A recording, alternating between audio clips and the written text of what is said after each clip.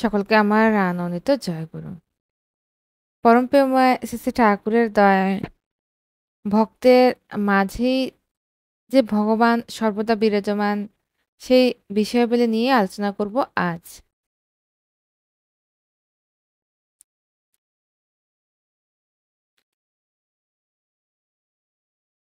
পূজনীয় অবিন দাদা DP work করার জন্য খুব উঠে পড়ে লেগেছেন এবং আমাদের প্রতি প্রত্যেকেরই নিত্য দায়িত্ব হচ্ছে ডিপি ওয়ার্ক করা। আমরা সে সঙ্গে প্রত্যেকে যোগদান করে চলেছি, যার যার সাধ্যমতো। আমরা অনেকেই ঠাকুরবাড়িতে যাই। বছরে একবার যারা যেতে পারি তারা অবশ্যই যাই। কিন্তু যারা প্রতি বছর না যেতে পারি, তারা মাঝে মধ্যে যখন সময় হয় তখন আমরা দেওঘরে যাই। কেন যাই তা আর বলে লাভ নেই। প্রত্যেকেই জানেন। পরমপ্রেমময় শ্রী শ্রী ঠাকুর অনুকূলচন্দ্র যে ভাবধারা রেখে গেছেন, আচার্য পরম্পরা, সেই আচার্যদেবকে চোখে একবার দেখার জন্য, প্রণাম করার জন্য আমরা সকলেই দেওঘরে ছুটে যাই। আরো বহু কারণ আছে। কিছু ভক্তরা আছে, তারা মনে প্রাণে ভালোবাসার টানে দেওঘরে ছুটে যায়।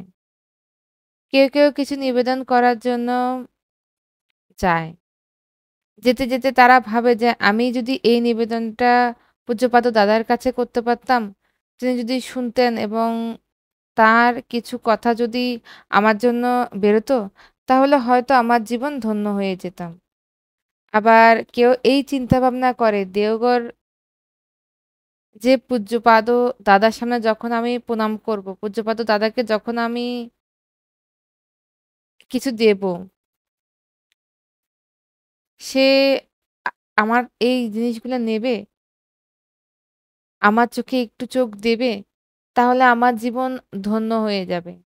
কেউ কেউ আবার ভাবে যে আমি যখন দেওঘরে যাচ্ছি পূজনীয় অবিন দাদার সঙ্গে যেন আমার দেখা হয়।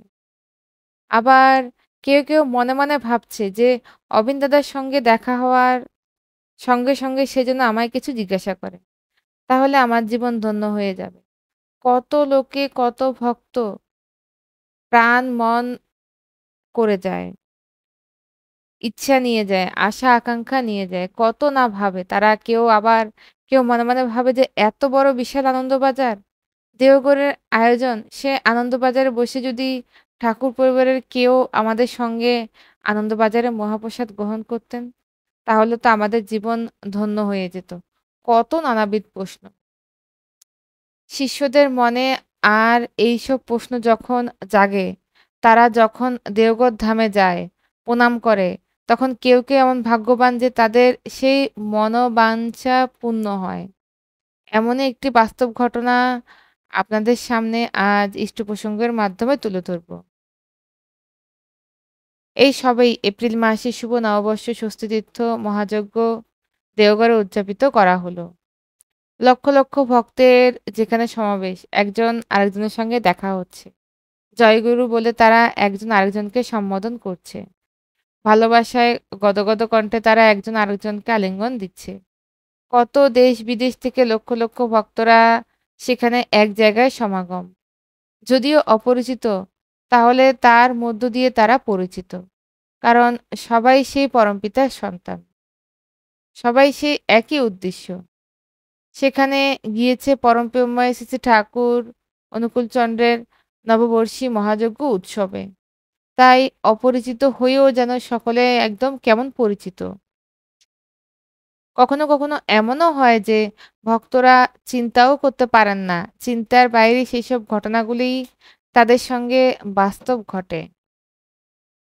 প্রত্যক্ষ প্রমাণ পায়। তখন তাদের জীবনটা যে কেমন ধন্য হয়ে যায়, তা কখনো শব্দ প্রকাশ করা কঠিন হয়ে যায়। এমনই এক ভক্ত দাদা লিখেছেন উৎপলেন্দু কর্মকার।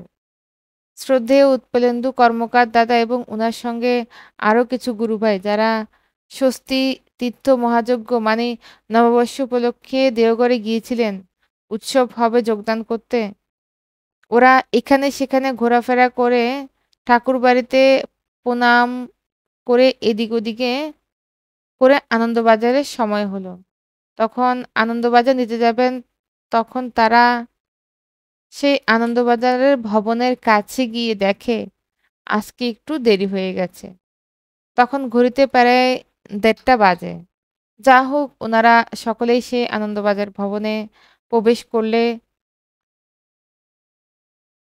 কখনো, কখনো এমন হয় যে মালিকের দয়া হলে অসম্ভব যেটা সেটাও সম্ভব হতে পারে। যা কখনো আমরাও ভাবি না, চিন্তা ভাবনাও করি না। সেই বাস্তব ঘটনাগুলো আমাদের সঙ্গে হয়। দাদা বলছেন যে পূজনীয় অবিন দাদা যখন তার ইচ্ছা হয় তখন তিনি ভক্তের সঙ্গে একসাথে বসে আনন্দবাজারে প্রসাদ গ্রহণ করেন। তার প্রমাণ আজ আমি পেলাম। সত্য আমার জীবন ধন্য হয়ে গেল। আমরা আজ যখন আনন্দবাজার গ্রহণ করতে গেলাম, তখন এমনিই আমরা দেরিতে পৌঁছেছি। কিন্তু তাহলে কি হবে? সবুর যে সত্যি মহাফলে সেটাও তো ভুলে যাওয়া উচিত নয়। আমরা যেখানে বসেছিলাম আনন্দবাজারে প্রসাদ নেওয়ার জন্য, তার ঠিক কোনাকুনি দিকে হঠাৎ করে পূজনীয় অবিন দাদা এসে বসলেন এবং সাধারণ মানুষের মতনই পাতা নিয়ে তিনি প্রসাদ চাইলেন। প্রসাদও নিলেন। প্রসাদ গ্রহণ করতে, করতেই আমরা তার দিকে একটুখানি তাকিয়ে দেখলাম। সত্যি এক অন্যরকম পাওয়া। এই পাওয়া যে কত আনন্দিত, কত উৎফুল্ল তা শব্দ দ্বারা বর্ণনা করা যাবে না। ভগবান যখন ভোগ খেতে বসেন তখন তার দিকে তাকাতে নেই এবং ফটো তোলা একদম নিষেধ। তাই আমরা এই আনন্দটা নিজেরাই উপভোগ করলাম। শুধু সেই ফটোটাই এই ভাইরাল করব বিষয়টা তা নয়। পূজনীয় অবিন দাদা আমাদের সঙ্গে পাশে বসে আনন্দবাজারে প্রসাদ গ্রহণ করছেন। ভগবান ভগবানের দিকে তাকাতেও নেই। জানি না মালিকের কিরকম দয়া। কখন কিভাবে ঠাকুর যে কি শরীর নিয়ে কার সঙ্গে লীলা করছেন, সেই পরম সৌভাগ্য উৎপলেন্দু কর্মকার দাদার। যারা আমার সঙ্গী ছিল, প্রত্যেকেই খুব ভাগ্যবান যে আমরা পূজ্যপাদ অবিন দাদার সঙ্গে একসঙ্গে বসে আনন্দবাজারে প্রসাদ গ্রহণ করেছি। আর সেটাকে আপনারা বাস্তবে অনুভব করতে পেরেছি। যারা দর্শী ছিল অনেকেই ভাবে যে যখন আমরা দেওঘরে যাব ঠাকুরবাড়িতে উৎসবে এবং দর্শন প্রণাম করার জন্য সকালে ও বিকালে প্রার্থনায় যেন পূজ্যপাদ দাদা আসেন। পূজ্যপাদ আচার্যদেব আসেন, পূজ্যপাদ অবিন দাদা আসেন। আমরা উনার পাশে বসে প্রার্থনা করব।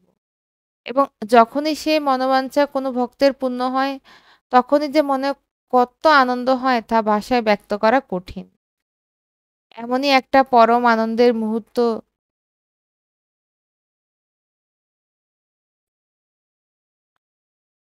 পুরুষোত্তমের প্রতি তিনি বললেন, পতিত গুরু বংশধর এত শরীরে সুপ্ত থেকে জ্যান্ত তিনি নিরন্তর। তিনি নিরন্তর প্রত্যেক ভক্তের মাঝে জীবন্ত আছেন। তাই ভক্তরা যখন দেওঘরে যায় তখন তারা সে আশা আকাঙ্ক্ষা নিয়ে দেওঘরে যান।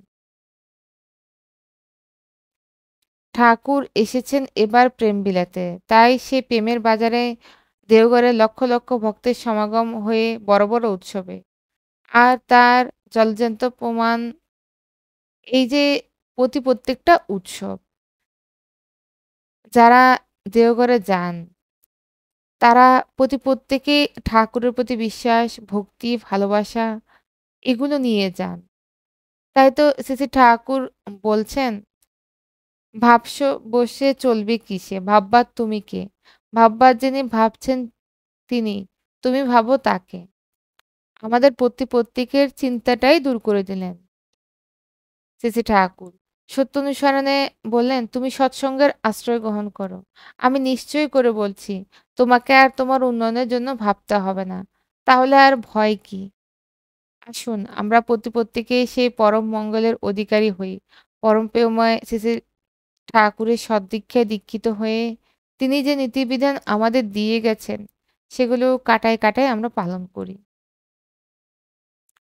আজ ইষ্ট প্রসঙ্গ এখানেই শেষ করলাম। সকলকে আমার আনন্দিত জয়গুরু।